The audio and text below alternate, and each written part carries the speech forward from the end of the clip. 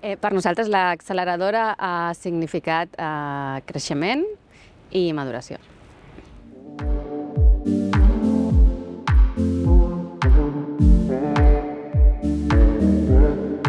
Jo soc la Gisela Lorente, soc la CEO d'Aptadel Therapeutics, que és una startup de desenvolupament de fàrmacs basats en RNA pel tractament del càncer, principalment del càncer infantil.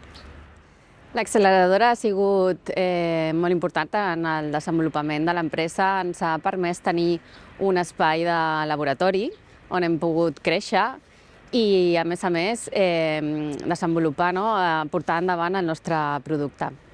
A més, el mentoring i la diferent xarxa de contactes que ens ha proporcionat ens ha ajudat no només a avançar en la part científica, sinó també amb la part més estratègica i de negoci de l'empresa.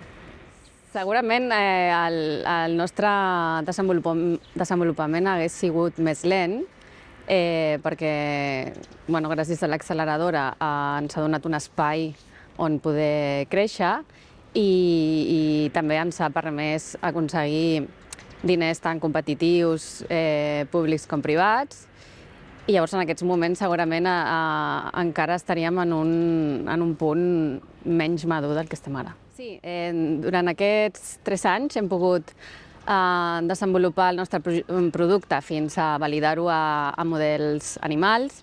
També ens ha permès generar una patent nova, consolidar l'equip i també obtenir gairebé 2 milions en diners públics i privats.